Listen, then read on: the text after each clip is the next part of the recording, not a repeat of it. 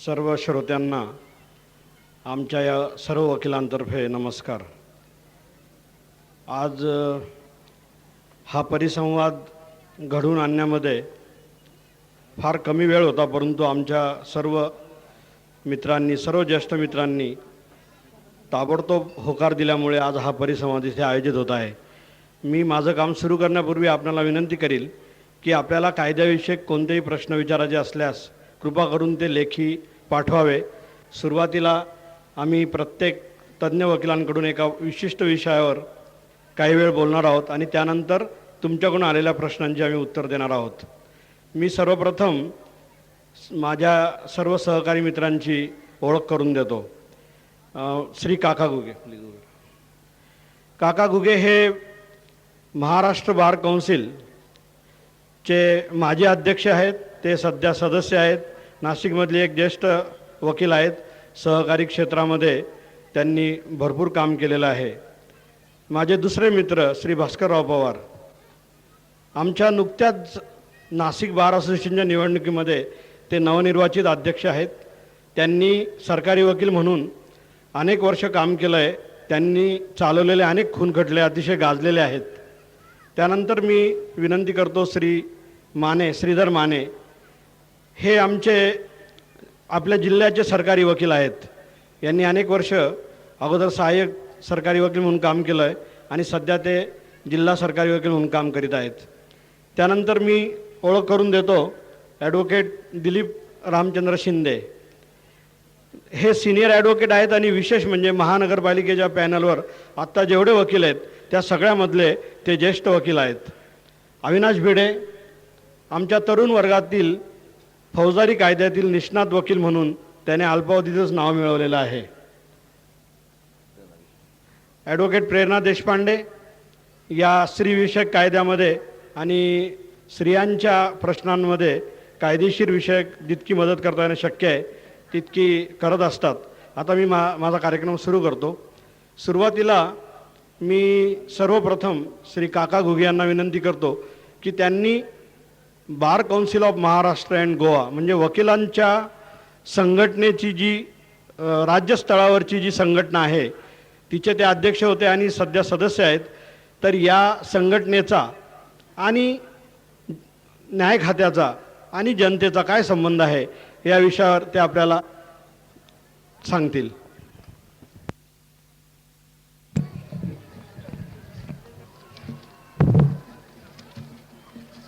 दिवंगत दादासाहेब पोतनीस यांच्या स्मृतीला अभिवादन करून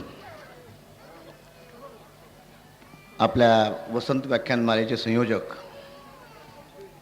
आमचे मित्र ॲडव्होकेट नंदकिशोर भुतडा आणि रमेशजी केंगे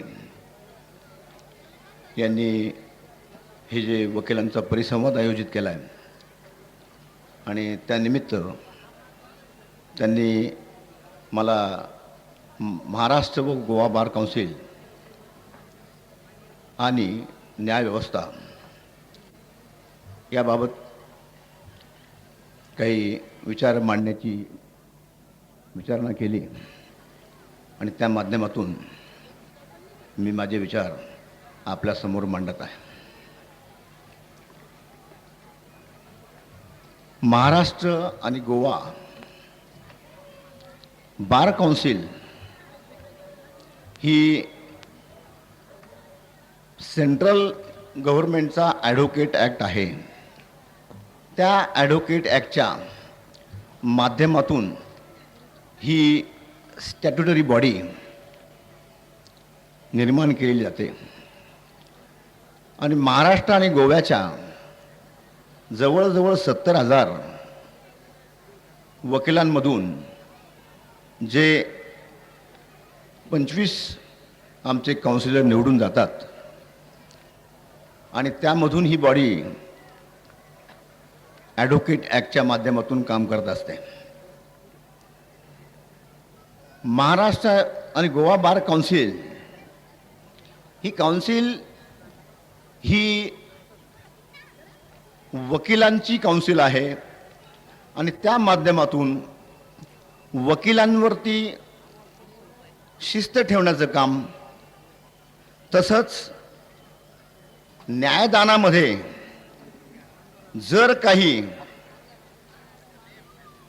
अपरिपक्वता असेल किंवा न्यायदानामध्ये न्यायदान करताना कुणाच्या काही अडचणी असतील, या सोडवण्याचं काम मुख्यतः ही बार काउन्सिल करत असते. बार काउन्सिलच्या मार्फत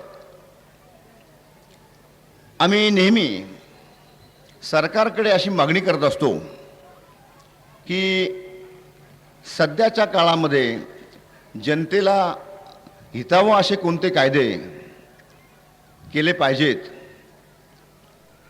ते कायदे कोणत्या स्वरूपाचे असावे, अशा तऱ्हेचं आम्ही नेहमी सरकारकडे आमची मागणी मांडत असतो.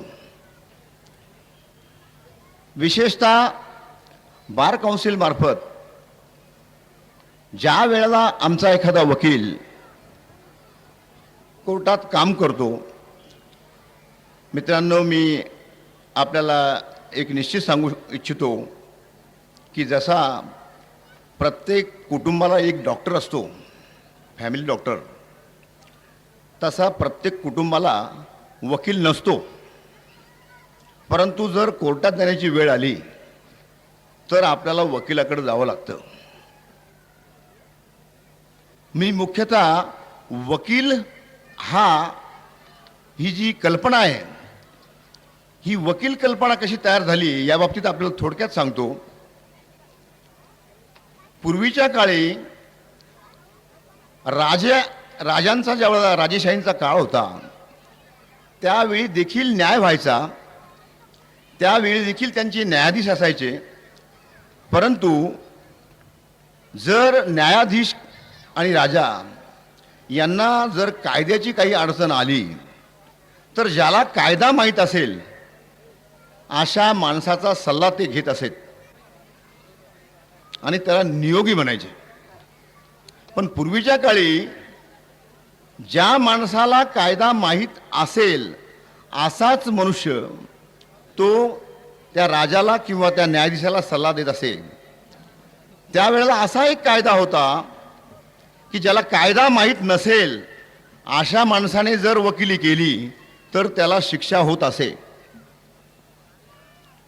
तेव्हा वकील म्हणून काम करताना कायद्याचं पूर्ण ज्ञान असणं अत्यंत आवश्यक आहे.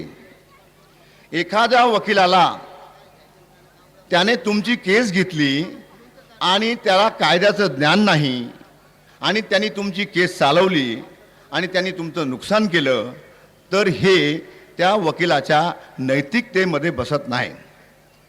तेव्हा वकील हा कायद्यामध्ये परिपूर्ण असावा आणि अशा माध्यमातून आपण वकील हा एक वकील चांगला आहे.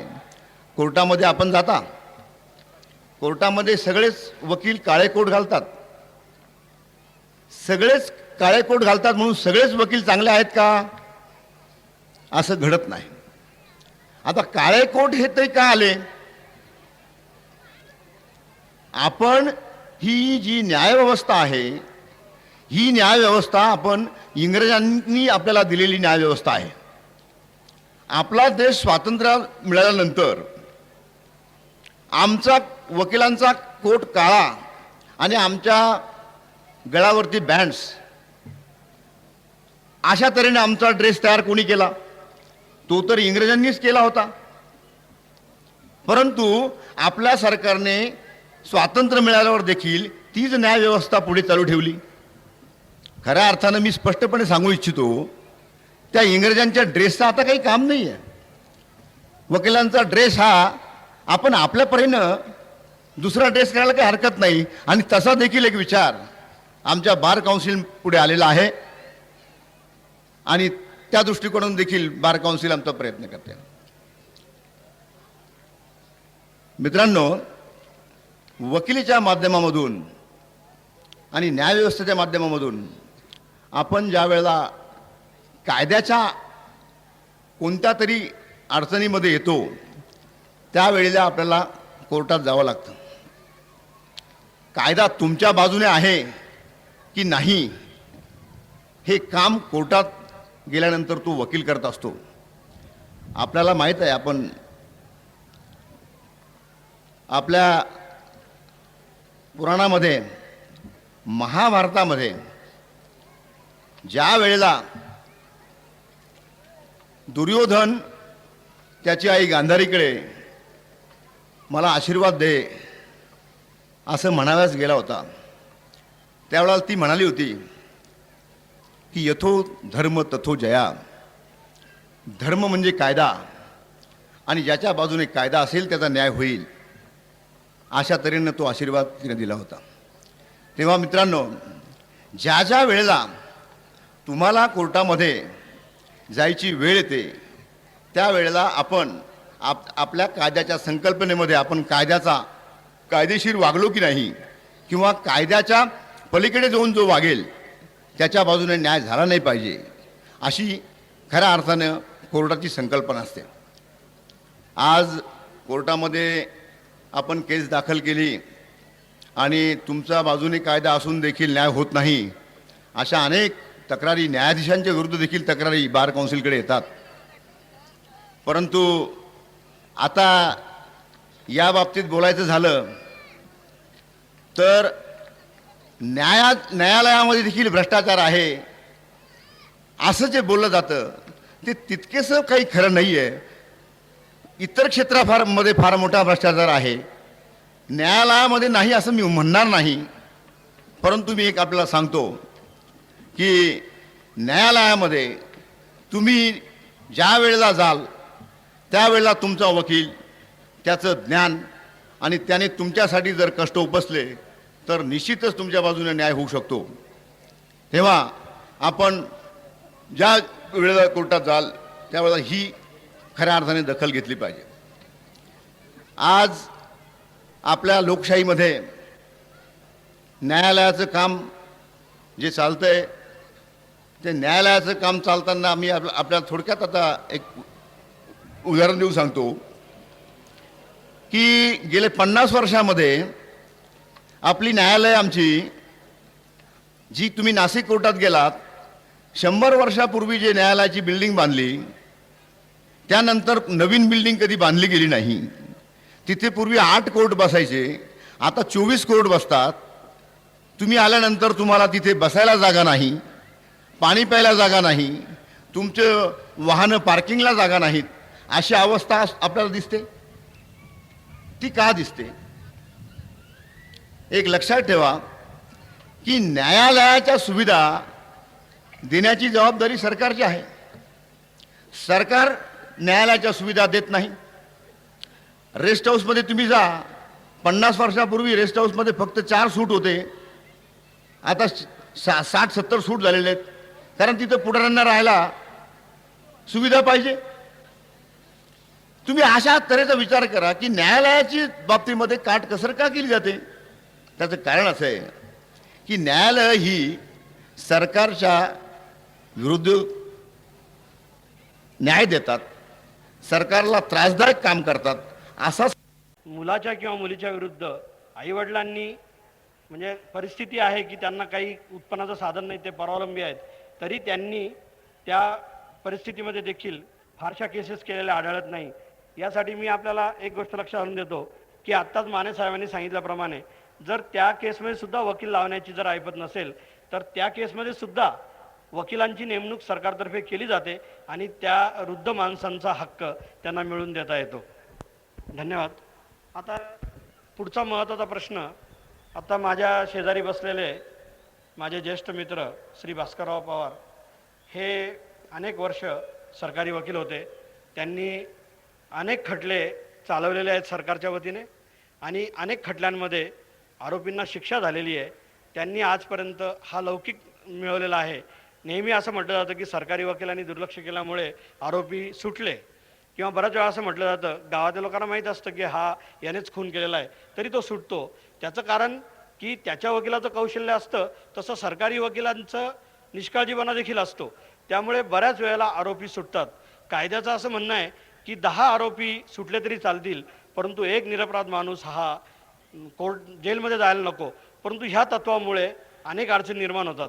मी भास्करराव पवारांना असा प्रश्न विचारणार आहे की अशा विशेषतः खून खटल्यामध्ये पोलिसांचा तपास या बाबतीत तुमचा काय अनुभव आहे? उपस्थित बंधू भगिनींनो, प्रथमतः आजचं हे सत्र ज्या पत्रमहर्षीसाठी समर्पित केलेलं आहे त्या पत्रपंडित दादासाहेबांना श्रद्धांजली अर्पण करतो. नाशिकच्या जनतेवर, नाशिक जिल्ह्याच्या जनतेवर त्यांचे फार उपकार आहेत.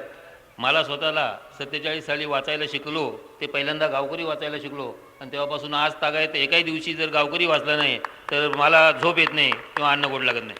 मुंबईला होतो तेव्हासुद्धा 8 दिवसातून एकदा टाऊन हॉलमध्ये राहायचो, तिथंच फक्त गावकरी वाचायला मिळायचा आणि 8 दिवसाचे ते गावकरी मी तिथं वाचून काढायचो. सवय मला गंपा मान्यांचे बंधू आहेत मोठे, त्यांनी लावलेली आहे आणि त्यामुळं गावकरीचे आमच्यावर फार उपकार आहेत. दादांचे फार उपकार आहे.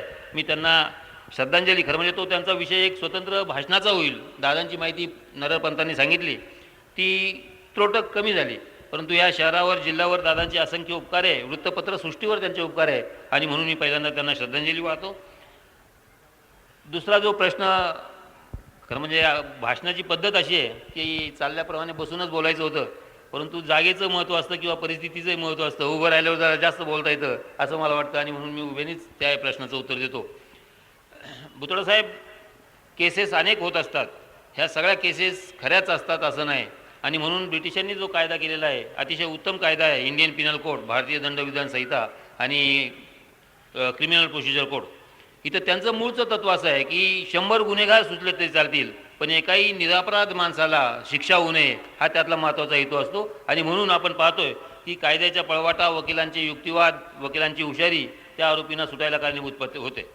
पहिल्यांदा गोष्ट अशी आहे की जेव्हा केस कोर्टात येते तेव्हा ती केस पूर्णपणे तयार होऊन पोलिसांनी संपूर्ण तपास करून ती कोर्टात पाठवली जाते. आता हे तपास होत असताना या केसचा अनेक गोष्टी तिथं असतात.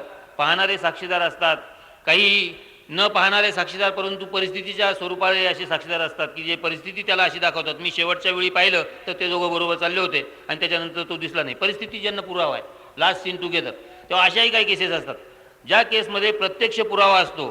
ह्या प्रत्यक्ष पुरावा म्हणजे प्रत्यक्ष घटना पाहणाऱ्या लोकांनी जर कोर्टात येऊन ते व्यवस्थित सांगितलं, वकिलांच्या हुशारीला दाद न देता जशी घटना घडली तशी सांगितली, तर त्या आरोपीला शिक्षा होते. तसे त्याचे जबाब पूर्वीच घेतलेले असतात, त्याला बदलता येत नाही. परंतु आता अशी परिस्थिती झालेली आहे की प्रत्यक्ष पाहणारा साक्षीदार सुद्धा कोर्टात गेल्यानंतर तो फुटतो, सांगत नाही, त्याला भीती असते. आरोपी सुटून आला तर परत माझ्या कुटुंबियाचं काय होईल, म्हणून तो आपली जबानी कोर्टात बदलतो आणि मग त्याला साक्षीदार फुटला असं आम्ही सांगतो. 15 वर्ष मी सरकारी वकील होतो, 85 पासून 2000 सालापर्यंत, आणि जवळजवळ 500-600 केसेस त्यात खुनाच्या आहेत, बलात्काराच्या आहेत, इतर ह्या सुनेला मारल्याबद्दलच्या अशा त्या चालवलेल्या आहेत. आणि या केसेसमध्ये अनेक केसेस, खरं म्हणजे मला चीड येते आणि रागही येत होता की अशा वेळी साक्षीदार प्रत्यक्ष पाहत असताना सुद्धा तो जेव्हा कोर्टात पाहिलं नाही असं म्हणून सांगतो, त्यावेळी मग चीड येते. परिस्थिती असते. आणि मला 2 लोकांनी, साक्षीदारांनी विचारलं की साहेब तुम्ही म्हणतात ते बरोबर होतं, आम्ही पाहिलंही, परंतु बाहेर गेल्यानंतर माझ्या छाताडावर गोळी तो आरोपी झाडणार नाही किंवा मला चाकू भोसकणार नाही, याला तुमच्याकडे काय पुरावा आहे? आमचं संरक्षण काय आहे? आम्हाला साक्षीदाराला संरक्षण आपण देऊ शकत नाही, त्याचे बायको, त्याची मुलं सगळे उघड्यावर पडतील आणि ही भीती साक्षीदारांच्या मनात असते. पर्यायानं पाहिलेला असून सुद्धा तो तिथं पाहिलं नाही म्हणून सांगतो आणि आरोपी सुटतात. तपासाच्या बाबतीत जर बोलायचं झालं तर वकिलांचं काम तसं फार मर्यादित असतं. प्रत्येक केसचा तपास हा पोलिसांनी केलेला असतो, साक्षीदारांचे जबाब नोंदवलेले असतात, तिथं त्यांनी त्याप्रमाणे सांगावं यापेक्षा असते. साक्षीदारांना ती पूर्ण केली नाही तर मात्र केसचा निकाल आरोपींच्या बाजूने लागतो आणि मग अनेक आरोपी सुटतात.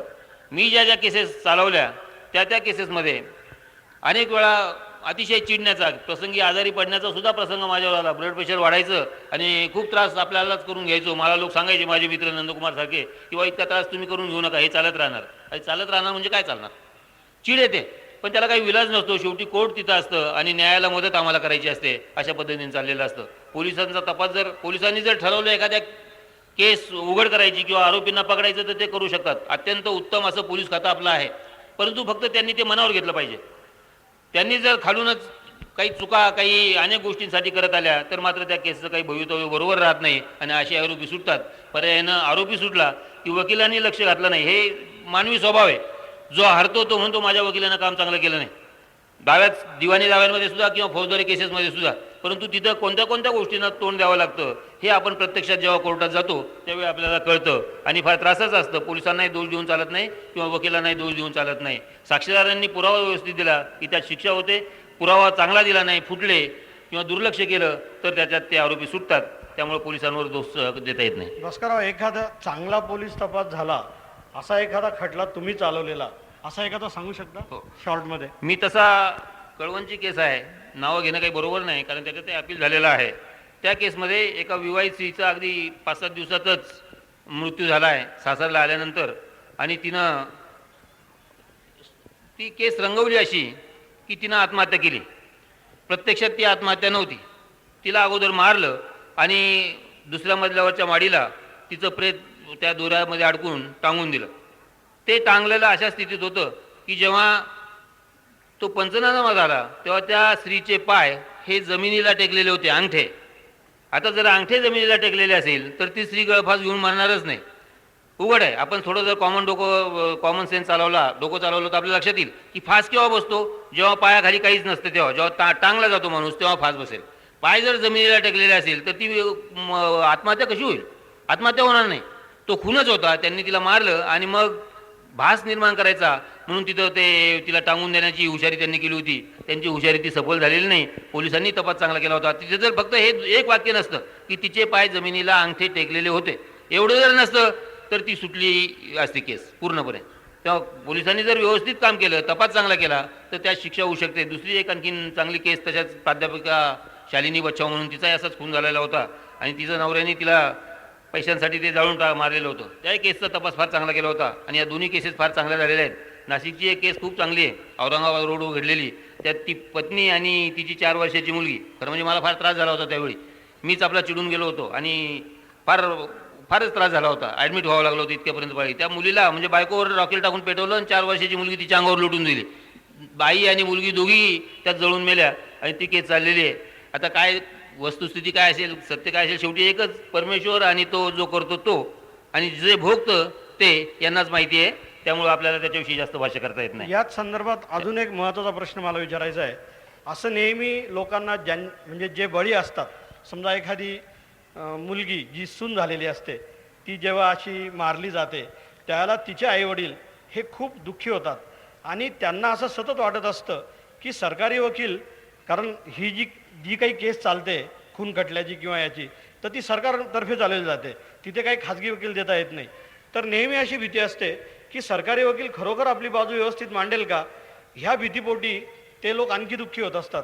तर भास्करराव, मला असं सांगा की या अशा केसेसमध्ये त्या फिर्यादीच्या म्हणजे प्रत्यक्ष फिर्यादीला, कारण तिच्या वतीने ती तर नसते, कोणतरी फिर्याद करत असतो, त्या फिर्यादीला कोर्टामध्ये आपला स्वतःचा वकील नेमता येतो का, आणि जर येत असेल तर त्याच्यावर काय बंधन आहेत? नाही, असा ज्या ह्या कॉग्निजेबल ऑफेन्सेस जे आहेत सेशन्स केसेसच्या, त्यात त्या व्यक्तीला फिर्यादीला वकील नेमता येतो परंतु तो काम करू शकत नाही. सरकारने त्याच्यासाठी वकील नेमलेला असतो. ते त्याच्यातर्फे हा दुसरा वकील जो नेमलेला असतो तो त्यांना मदत करू शकतो, काही गोष्टी सांगू शकतो, एवढं करता येतं. स्वतंत्र वकील फिर्यादीला देत नाही ह्या कॉग्निजेबल ऑफेन्सेसमध्ये. आणि दुसरी गोष्ट एक जी आत्ता महत्त्वाची झालेली आहे, विशेषतः 498च्या बाबतीत, इथं अनेक स्त्रियांना त्रास होतात. किरकोळ त्रास असेल तरी ती फौजदारी करणं किंवा त्याविषयी फिर्याद देणं हे बरोबर नाही, कारण संसाराचा प्रश्न असतो. पण माझ्या पाहण्यात असं आलेलं आहे अनेक केसेसमध्ये की त्या स्त्रीचे म्हणजे भाऊ, नातेवाईक, दूरचे मामा, चुलत भाऊ, आणखीन दुसऱ्या मावश्या यांना जास्त राग येतो. प्रत्यक्षात त्या स्त्रीचं फार थोडं म्हणणं असतं, जिला त्रास होतो तो, कारण तिला संसार करायचा असतो. परंतु या दुसरे लोक त्याच्यात तेल ओततात आणि ती भांडणं वाढवत बसतात आणि शेवटी त्याची परिणती तो विवाह विच्छेदात होते किंवा मग घटस्फोटात होते किंवा कोर्टात भांगडी जाण्यात होते. आणि कोर्टात एकदा भांगडी गेल्या की पुन्हा त्या स्त्रीचा संसार उभा राहू शकत नाही, तिला त्या नवऱ्याच्या घरी जाता येत नाही. हा खरा भाग आहे. आणि म्हणून समाजातल्या कार्यकर्त्यांनी फार महत्त्वाचं आहे, वकिलांचं विशेषतः त्यांनी हे समजून सांगितलं पाहिजे. माझ्याकडे दररोज 1-2-3 तरी केसेस असायच्यात. मी सांगतो की बाबा रे, याचा विचार करा तुम्ही. अगोदर ते फिर्याद द्यायची ना, तर मग संसार संपलाय एवढं मनाशी ठेवा, मग तुम्हाला काय करायचं ते करा. पुन्हा फिर्याद देऊन त्या घरात नांदायला जाणं हे बरोबर होत नाही आणि ते योग्यही होत नाही. म्हणून त्याचा विचार केला पाहिजे. मगाच्या प्रश्नामधला एक उपप्रश्न बाकी आहे की असा वकील जर नेमला तर त्याला फक्त सरकारी वकिलांना मदत करता येते, प्रत्यक्ष खटल्यामध्ये त्याला भाग घेता येतो का, त्याला काही प्रश्न विचारता येतात का, आर्ग्युमेंट करता येतं का? नाही, तसं करता येत नाही. तसा स्वतंत्र अर्ज जर दिला तर आणि त्या जजला, न्यायाधीशाला जर ते योग्य वाटलं तर फार तर त्यांनी परवानगी घेऊन तशी चर्चा करता येते, प्रश्न विचारता येतात, परंतु एका परीने तो सरकारी वकील व्हावर अविश्वास दाखवला जातोय असं होतं आणि मग सरकारच ते योग्य म्हणत नाही, म्हणून तशी त्याला संधी दिली जात नाही त्यावेळी. धन्यवाद भास्करराव, खूप चांगली माहिती दिली. आता प्रश्नोत्तराकडे जाण्यापूर्वी मी आपल्याला एक महाराष्ट्र सरकारच्या एका हिंदू वारसा कायद्यामध्ये महाराष्ट्र सरकारने फक्त एक बदल केला 1994मध्ये, त्याच्याविषयी मी तुम्हाला 2 मिनटं सांगून मग आपण प्रश्नोत्तराकडे वळूया. हा जो हिंदू वारसा कायदा आहे याच्यामध्ये पूर्वी काय होतं की वडिलोपार्जित इस्टेटीमध्ये त्या माणसाच्या मुलीला वडिलांच्या मृत्यूनंतरच हक्क मिळत होता किंवा हिस्सा मिळत होता. 20 जून 94 रोजी महाराष्ट्र सरकारने त्यात असा बदल केलेला आहे की 20 जून 94ला ज्या मुली अविवाहित होत्या त्या सर्व मुलींना मुलांच्या बरोबरीने हिस्सा वडिलोपार्जित प्रॉपर्टीमध्ये मिळेल असा एक महत्त्वाचा निर्णय महाराष्ट्र सरकारने घेतला आणि त्याप्रमाणे कायद्यात बदल केलेला आहे. आपल्या नजरेला हे आणून देऊ इच्छितो की पूर्वी असं होत होतं की वडिलोपार्जित प्रॉपर्टीमध्ये मुलाला जन्मता हिस्सा होता आणि मुलीला नव्हता, तो फक्त तिच्या वडिलांच्या मृत्यूनंतरच मिळत होता. आता मुलगा आणि मुलगी हे एकाच स्तरावर आहेत. आता त्या मुलीला सुद्धा वडिलोपार्जित इस्टेटीमध्ये जन्मताच हक्क मिळतो आणि हा महाराष्ट्र सरकारचा निर्णय अतिशय महत्त्वाचा आहे. कारण आपल्याकडे अशी पद्धत आहे की मुलीला चोळी बांगडी केली की झालं, तिला काही हक्क किंवा हिस्सा वगैरे द्यायचा हा प्रकार आपल्याकडे काही कोणी मान्य करत नाही. उलट एखाद्या मुलीने दावा वगैरे केला तर तो खूप भांडला जातो. तर यासाठी महाराष्ट्र सरकारने ही दुरुस्ती केलेली आहे की जन्मता आता मुलीला हक्क मिळालेला आहे. आणि 20 जून 94 रोजी हा कायदा आला तर 20 जून 94ला ज्या मुली अविवाहित होत्या त्या मुलींना सुद्धा त्यांच्या वडिलांच्या वडिलोपार्जित इस्टेटीमध्ये हिस्सा मागता येतो. स्वकष्टार्जितमध्ये नव्हे, स्वकष्टार्जितमध्ये वडिलांच्या मृत्यूनंतरच पहिल्यांदा हक्क निर्माण होतो. आता आमचे सर्व विषय संपलेले आहेत. आता काही एक शंका. हां येस. पत्नीला हक्क केव्हा मिळतो? पत्नीला अर्थातच नवऱ्याच्या मृत्यूनंतर, परंतु त्याबाबत हो नाही, त्याबाबत आपल्याकडे एक विषय खूप दिवसापासून पेंडिंग आहे. तो असा आहे की बायकोला नवऱ्याच्या सर्व प्रॉपर्टीमध्ये निम्मा हिस्सा मिळावा अशी एक तरतूद करावी म्हणून अनेक दिवसापासून चाललेलं आहे, परंतु अजून ती काही होत नाही आहे. त्याचे कारण काही आपल्याला सांगता येणार नाही. याच्यामध्ये भुताडाजींनी इतर कोऑर्डिनेशन खूप चांगलं केलेलं आहे, त्यांना मी धन्यवाद देतो. परंतु त्यांनी विशेषतः ते ज्या विषयामध्ये काम करतायत आज नाशिकमध्ये जी काही नाव घेण्यासारखी वकील मंडळी आहेत, डॉक्युमेंटेशन ज्याला आपण म्हणतो, म्हणजे जमीन, प्लॉट, फ्लॅट हे जे काही खरेदी विक्रीचे व्यवहार आपले चालतात त्याच्यामध्ये भुताडाजी आमच्या या समोरच्या श्रोत्यांना आपण जरा विस्तृत प्रमाणामध्ये माहिती देण्याची गरज आहे असं मला वाटतं. कारण नाशिक शहर आता खूप वाढलेलं आहे, पूर्वीचं नाशिक राहिलेलं नाही. इंडस्ट्रीयल एरिया फार मोठा वाढला आहे, त्यामुळे बाहेरून फार लोक आलेले आहेत आणि जमिनीचे, फ्लॅटचे, प्लॉटचे फार मोठ्या प्रमाणामध्ये व्यवहार चालतात.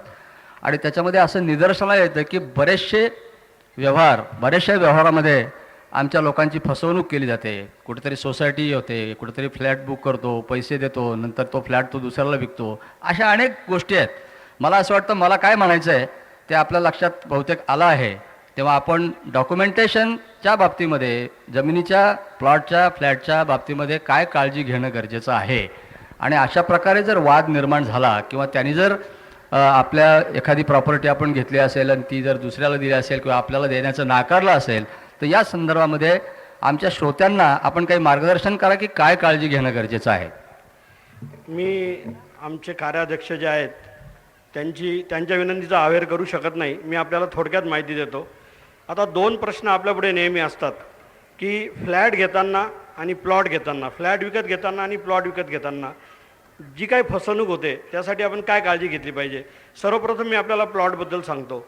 आपण जेव्हा प्लॉट विकत घेतो त्यावेळेला आपण एक लक्षात घ्या की एक जमीन असते, ती जमीन नाशिकच्या किंवा कोणत्याही महानगरपालिकेच्या डेव्हलपमेंट प्लॅनमध्ये ती ज्या वेळेला रेसिडेन्शियल झोनमध्ये येते किंवा कमर्शियल झोनमध्ये येते त्याला ती जमीन बिल्डेबल होते, म्हणजे तिच्यावर बांधकाम करता येतं.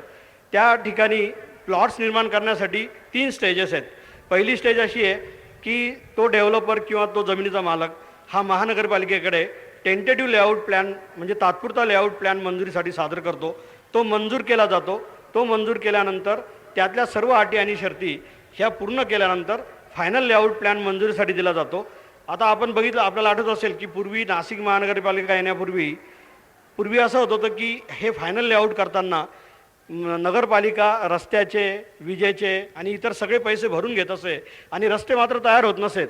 पूर्वीच्या सर्व कॉलनीज अशा होत्या की कच्चेच रस्ते राहायचे. आता तुम्ही कुठेही प्लॉट घ्यायला गेले तर तुम्हाला असं दिसेल की त्या प्लॉटमध्ये, त्या पूर्ण जमिनीमध्ये पक्के डांबरी रस्ते झालेले असतात.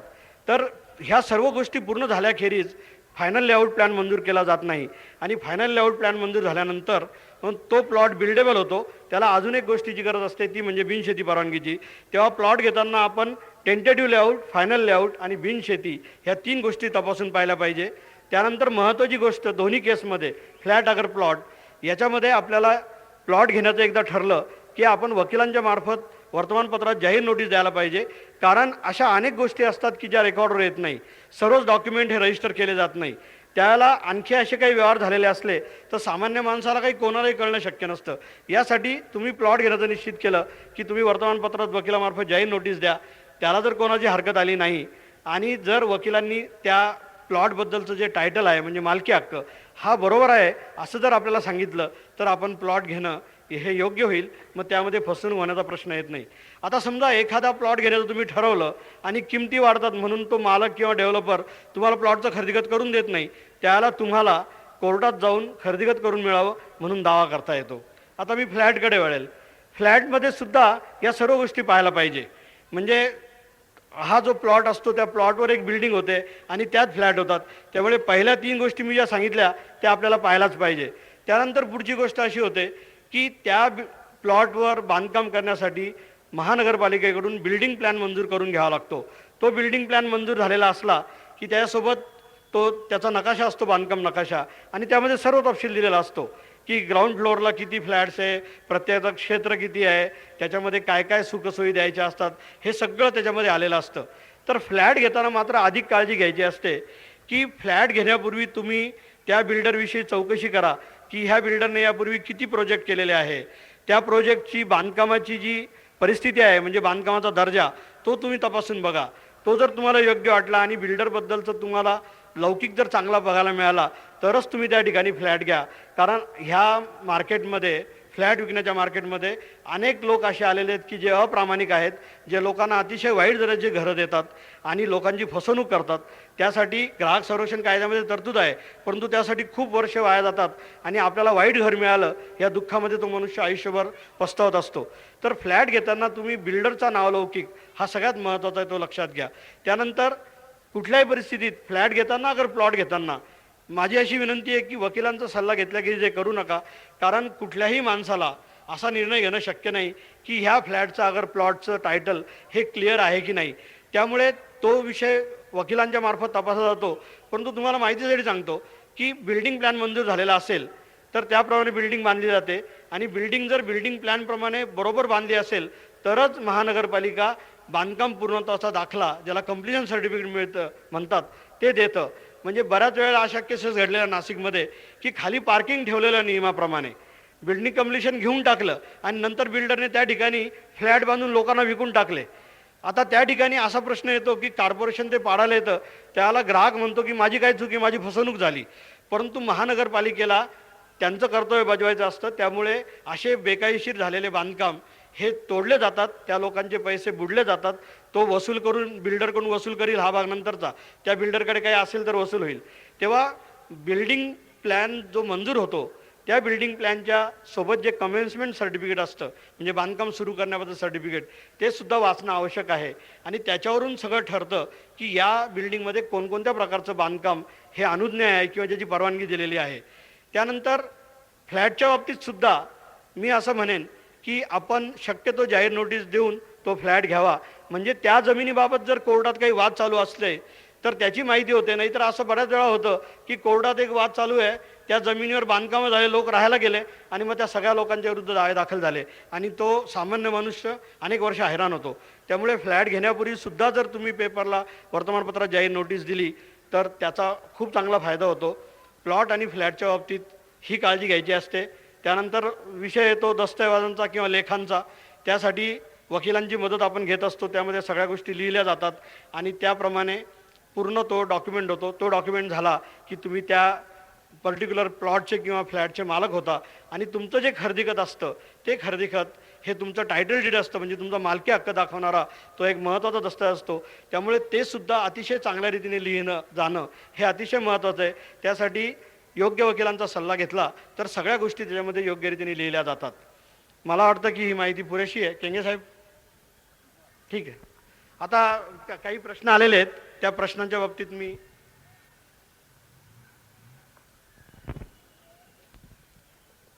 यांनी एक प्रश्न विचारला आहे, परंतु खरोखर तो प्रश्न जो होता तो जनहित याचिकेबद्दलचा होता.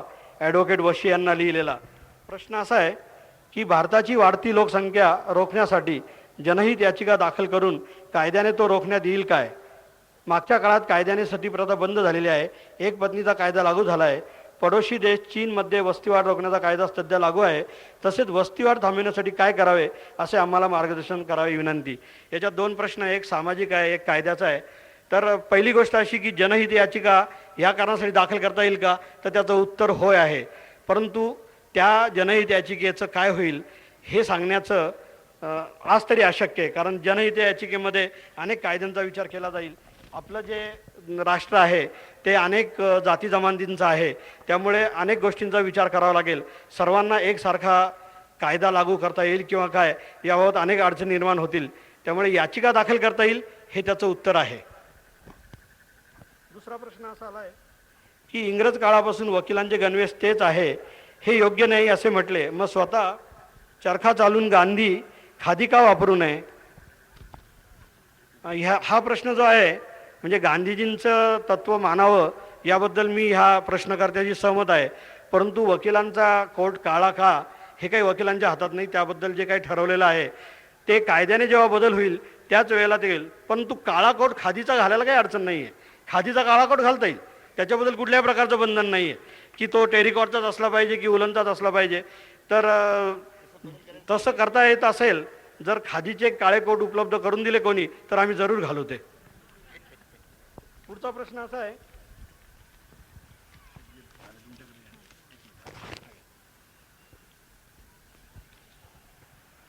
खरं म्हणजे हा प्रश्न सर्वात पहिला आलेला आहे, परंतु चिठ्ठ्या खालीवर झाल्या. प्रश्न असा आहे की चालू इलेक्ट्रिक बिलात फिक्स चार्जेस म्हणून वेगळी रक्कम दाखवलेली आहे जी नेहमीच्या बिलात नसते. नेहमीच्या बिलाच्या व्यतिरिक्त ही रक्कम दाखवलेली आहे, ती त्यांना वसूल करता येते का? कारण एनरॉनचा भुर्दंड ग्राहकांना भरावा लागतो. कृपया खुलासा करावा. एनरॉनच्या विषयी आपलं भरपूर बौद्धिक झालेलं आहे. एनरॉनमुळे जे संकट आलेलं आहे वीज मंडळावर, तर वीज मंडळांनी ते संकट आपल्यावर ढकललेलं आहे. खरं म्हणजे अशी रक्कम वसूल करता येत नाही. परंतु आपल्याकडे अशी परिस्थिती आहे की ग्राहक संरक्षण कायदा असूनही आपल्याकडे त्या बाबतीत कोणीही पुढाकार घेत नाही की MSEB विरुद्ध अशी काही एखादी केस दाखल करावी. त्यासाठी हायकोर्टात जायची गरज नाही. नाशिकमध्ये ग्राहक संरक्षण कायदाचं जे मंच आहे त्यामध्ये ही केस नक्की दाखल करता येईल. जर कोणाची तशी इच्छा असली तर पुन्हा एकदा आपल्याला कायदेविषयक सहाय्य समिती त्यासाठी मदत करेल.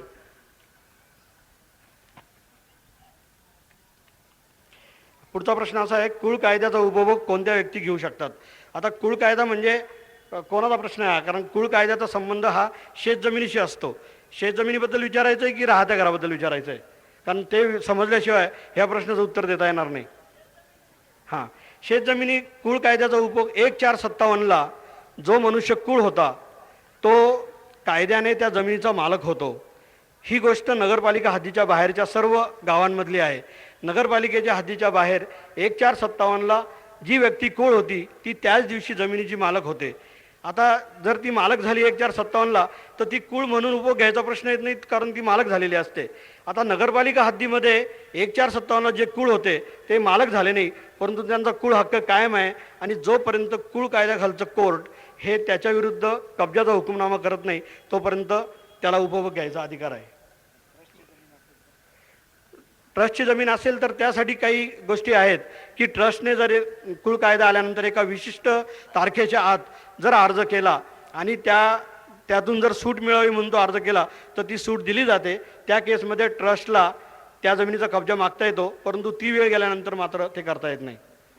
पुढचा प्रश्न असा आहे की शेतीचे जर साठेखत झाले असेल आणि खरेदीची मुदत 6 महिन्यांची असेल व साठेखत होताना ताबा दिलेला असेल व 6 महिन्यानंतरही खरेदीखत झालेलं नसेल, त्यानंतर विकत घेणारा ताबा सोडायला तयार नसेल व कूळ म्हणून सांगत असेल तर काय करावे? आता यातला पहिला प्रश्न असा आहे की याच्यामध्ये दोन गोष्टी एकत्र केलेल्या त्या बरोबर नाही आहे. साठेखतावर जर कब्जा दिलेला असेल आणि खरेदीखत झालं नसेल तर तो कब्जा खरेदीखत होईपर्यंत त्याचं संरक्षण करून मिळण्याचा खरेदी घेणाऱ्याला अधिकार असतो.